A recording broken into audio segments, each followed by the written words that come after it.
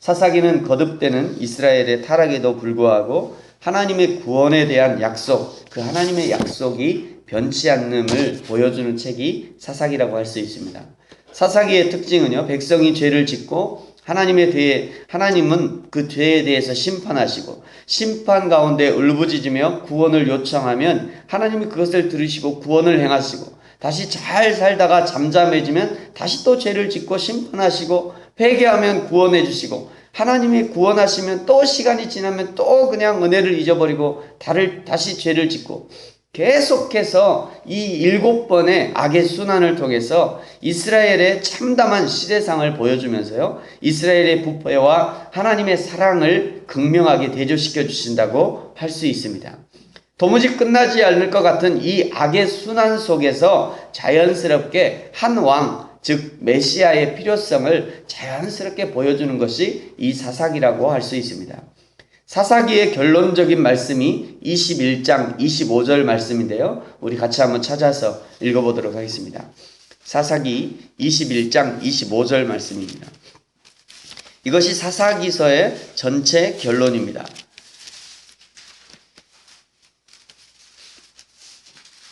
사사기 21장 25절 말씀 같이 한번 읽을까요? 시작. 그때에 이스라엘에 왕이 없으므로 사람이 각기 자기의 소견에 옳은 대로 행하였더라. 아멘. 왜 여호수아와 같이 믿음의 장수와 함께 정복 전쟁을 하고, 그리고 살아계신 하나님을 경험했음에도 불구하고 사람들이 각기 자기 소견에 옳은 대로 행하였을까 쉽게 이해되지 않는 그런 말씀인 것 같습니다. 그러나 여호수아의 시대를 마무리하고 사사의 시대를 맞이하는 이스라엘의 상황을 살펴보면 조금 더 그들의 상황을 이해할 수 있습니다. 여호수아서, 오늘 이제 사사기도 바로 앞에 보면요, 여호수아서 24장 31절에 이렇게 이스라엘의 상황을 소개하고 있습니다. 이스라엘이 여호수아가 사는 날 동안에 여호수아 뒤에 생존한 장로들, 곧 여호와께서 이스라엘을 위하여 행하신 모든 일을 아는 자들이 사는 날 동안 여호와를 섬겼더라. 두 가지가 반복되고 있죠. 여호수아가 사는 날 동안에, 그리고 여호와께서 이스라엘을 위하여 행하신 모든 일을 아는 자들이 사는 날 동안에 라는 말씀입니다. 이스라엘 백성들이 여호와 하나님을 그 기간 동안에는 잘 섬겼다는 말씀이죠.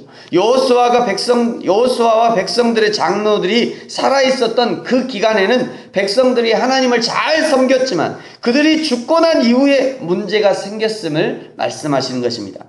어떤 일이 있었길래 이 사사의 시대, 이 혼란한 사사의 시대를 맞이할 수밖에 없었는가? 한마디로 정리해보면 여호수아를 능가하는 그 리더를 키워내지 못한 것입니다. 다음 세대를 키워내지 못한 것이에요. 다음 세대 교육에 실패한 것입니다. 여호수아는 그의 마지막 유언의 말씀을 남기면서 철저하게 가나안 땅을 정복할 것을 당부했습니다. 여호수아 23장 5절에 보면요, 너희의 하나님 여호와 그가 너희 앞에서 그들을 쫓아내사 너희 목전에서 그들을 떠나게 하시리니 너희의 하나님 여호와께서 너희에게 말씀하신 대로 너희가 그 땅을 차지할 것이라. 더 나아가 23장 10절에 보면요, 이렇게 말씀합니다. 너희 중에 한 사람이 1000명을 쫓으리니 이는 너희의 하나님 여호와 그가 너희에게 말씀하신 것 같이 너희를 위해서 싸우심이라. 가나안 땅을 정복하는 것은 얼마든지 가능하다는 것이에요. 용기를 내라는 것입니다. 하나님이 너희 앞에서 싸우시기 때문에 반드시 그들을 쫓아내는 것이 가능하기 때문에 용기를 내고 저 땅을 정복하라는 것이에요. 사랑하는 성도 여러분, 용기를 내시기 바랍니다. 하나님이 우리와 함께 하십니다. 그러므로 우리는 용기 내야 돼요. 우리는 승리할 수 있습니다. 갈라디아서 2장 20절 말씀, 내가 그리스도와 함께 십자가에 못 박혔느니 그런즉 이제는 내가 사는 것이 아니오 오직 내 안에 그리스도께서 사시는 것이라. 예수 그리스도를 믿어 영접한 사람들은 이제 더 이상 자신이 사는 것이 아닙니다. 혼자가 아니라는 말씀이에요. 그 속에 예수 그리스도의 영 성령께서 사시기 때문에 얼마든지 세상 가운데 승리할 수 있다는 것입니다. 때로는 넘어질 수 있습니다. 그러나 완전히 넘어지지는 않습니다. 때로는 죽임을 당할 수도 있겠습니다. 그러나 우리의 영혼까지 완전히 죽음으로 몰아넣지는 못하는 것입니다. 왜 그렇습니까? 나는 십자가에서 예수 그리스도와 함께 죽고 지금 내가 사는 것은 부활하신 그리스도의 생명으로 살고 있기 때문입니다. 오직 예수 그리스도 안에서 그리스도께서 내 안에 사시기 때문에 우리는 반드시 승리하게 되는 것입니다.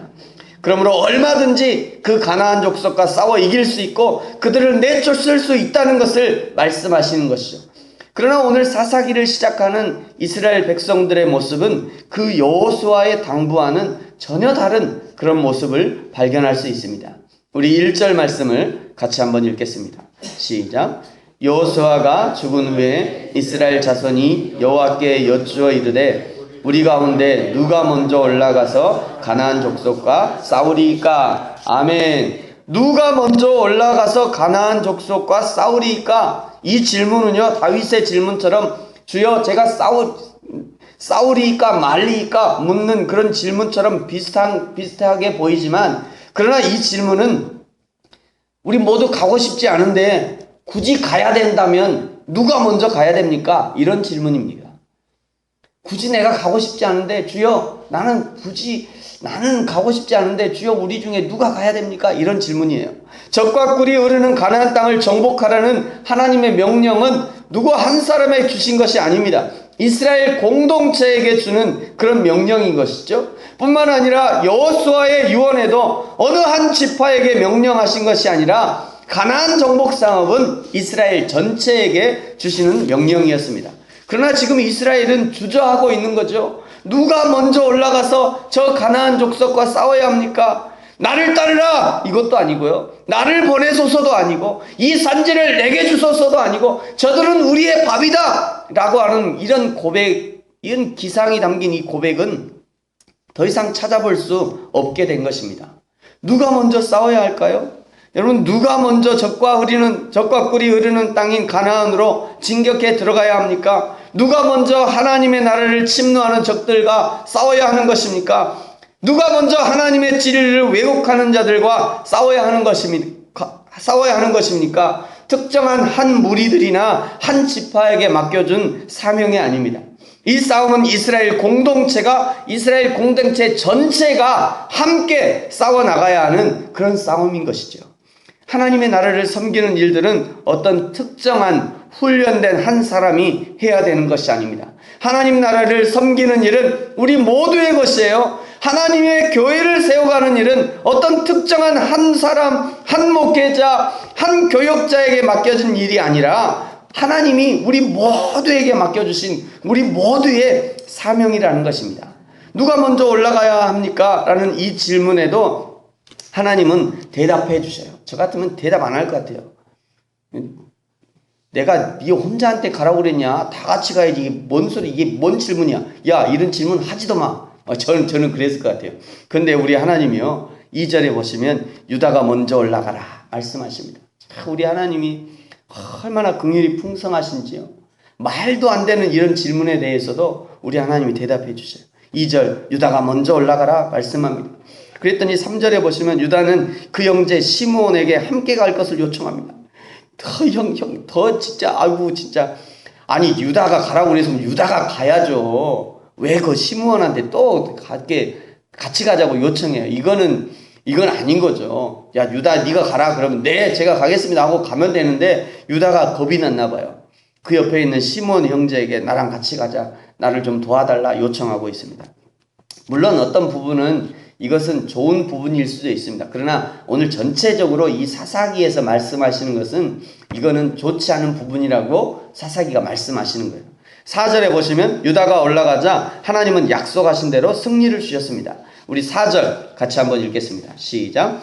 유다가 올라가매 여호와께서 가나안 족속과 브리스 족속을 그들의 손에 넘겨주시니 그들이 베색에서 10,000명을 죽이고, 아멘. 6절은요, 도망가는 아도니 베색이라는 왕을 잡아서 그의 엄지손가락과 엄지발가락을 잘랐다고 기록하고 있죠. 포로에 대한 상징적인 표시라고 할 수 있습니다. 8절은 유다 자손이 예루살렘을 점령하고 더 내려가서 헤브론까지 점령하게 되었습니다. 유다를 통해서 보여주시는 것은 비록 겁먹고 순종하기를 힘들어하는 이스라엘 백성이지만 그런 상황 가운데서도 순종만 하면 하나님이 약속하신 대로 승리를 보장해 주시는 것을 보여주시는 것입니다. 사랑하는 성도 여러분, 지금 하나님이 저와 여러분에게 순종을 요구하시는 것은 무엇이 있습니까? 날마다 내 삶 속에서 우리 하나님이 말씀하심에도 불구하고 대부분은 듣지 못하고요. 그냥 지나가 버리고, 들어도 무시하고 지나가고, 그냥 모른 척하고 못 들은 척하고 지나가는 것이 얼마나 많은지 모릅니다.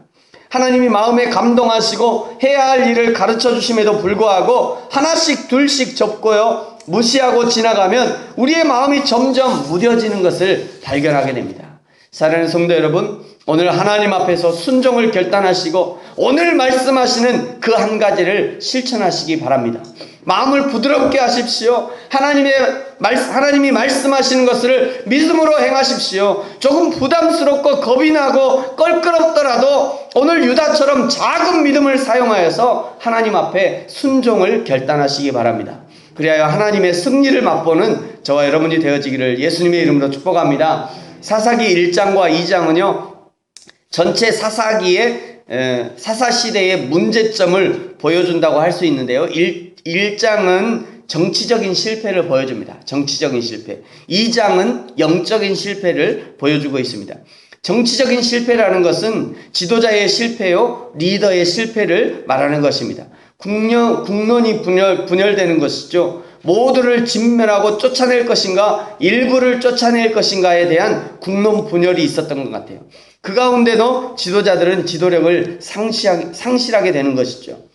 지금 우리는 사사시대보다 더 혼란한 시대를 살고 있는 것 같습니다.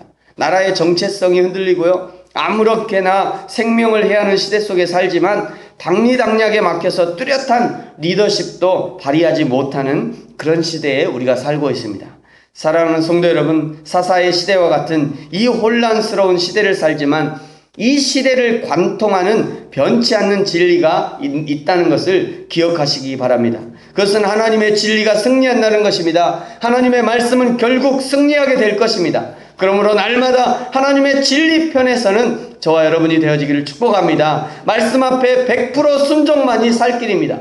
오늘 이 하루도 오직 하나님의 말씀으로 승리하고 내 안에 사시는 예수 그리스도를 따라 순종함으로 승리하는 저와 여러분이 되어지기를 예수님의 이름으로 축복합니다. 기도하겠습니다.